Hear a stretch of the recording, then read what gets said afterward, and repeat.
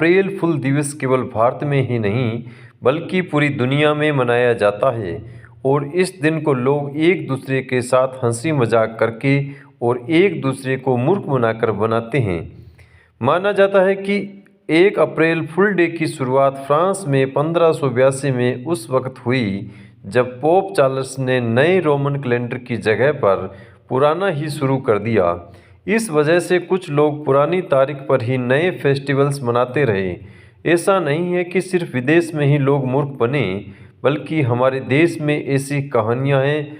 आज इस मौके पर हम बात करने वाले हैं 2 ऐसी महान ऐतिहासिक हस्तियों के बारे में जिन्हें एक वक्त में मूर्ख समझा जाता था, लेकिन वह रातों रात विद्वान बन गई।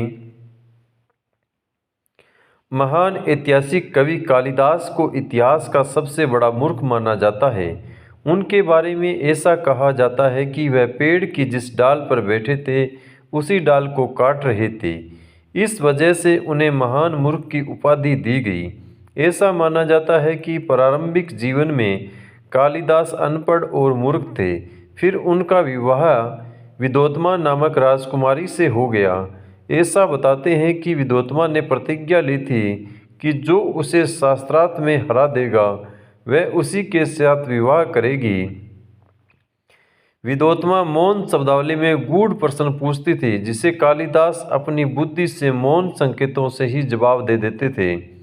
विद्योत्मा को लगा कि कालिदास काफ़ी विद्वान हैं और उन्होंने उनसे विवाह कर लिया। विवाह के बाद विद्योत्मा को समझ आया कि वह अनपढ़ है और उन्हें कुछ नहीं आता। फिर विद्योत्मा ने यह कहकर कालिदास को घर से निकाल दिया कि पहले शिक्षा प्राप्त करके विद्वान बनना, तब मेरे पास आना। यह बात कालिदास के मन को छू गई और वह माँ सरस्वती के मंदिर में जाकर तपस्या करने लगे। माँ सरस्वती प्रसन्न होकर उनकी जीवा पर विराजमान हो गई और उन्हें देखते ही देखते हर प्रकार का ज्ञान हो गया। ज्ञान प्राप्ति के उपरांत जब वे घर लौटे तो उन्होंने दरवाज़ा खड़काकर कहा, कपाटम उदाट्य सुंदरी, दरवाज़ा खोलो सुंदरी। विद्योत्मा ने चकित होकर कहा, अस्ति कसिद वाग्विशेष, लगता है कोई विद्वान आया है। इस प्रकार कालिदास ने पत्नी विद्योत्मा को अपना पथ प्रदर्शक गुरु माना और उसके इस वाक्य को उन्होंने अपने काव्यों में जगह दी। वरदराज को मूर्ख समझते थे सहपाठी। कर्त कर्त अभ्यास के जड़मती होत सुजान, रस्सी आवत जात के सील पर परत निशान।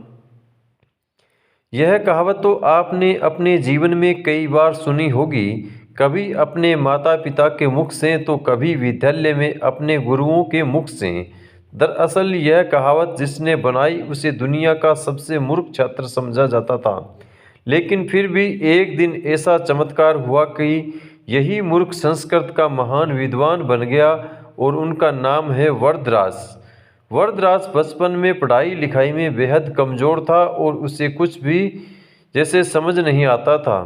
विद्यालय में उसके सहपाठी उसे मूर्ख बोलकर चिढ़ाते थे और अध्यापक भी उसे पसंद नहीं करते थे, क्योंकि उनका पढ़ाया पाठ उसे समझ ही नहीं आता था। वह एक ही कक्षा में कई साल तक पढ़ा रहा। फिर एक दिन उसे हार मानकर विद्यालय ही छोड़ दिया और अपने घर वापस जाने लगा। तभी रास्ते में उसे प्यास लगी तो उसने कुआं देखा तो वहां जाकर पानी पीने लगा। तभी उसकी नज़र उस पत्थर पर पड़ी जिस पर रस्सी की रगड़ से निशान पड़ गए थे। तब उसे समझ आ गया कि बार बार अभ्यास करने से सब कुछ संभव है और फिर वह वापस विद्यालय चला गया और अध्यापकों से एक अवसर देने को कहा। बस फिर इसके बाद से वरदराज अपने जीवन में कभी पीछे मुड़कर नहीं देखा और जिसने दुनिया मूर्ख समझती थी, एक दिन वह बालक संस्कृत का महान विद्वान बन गया।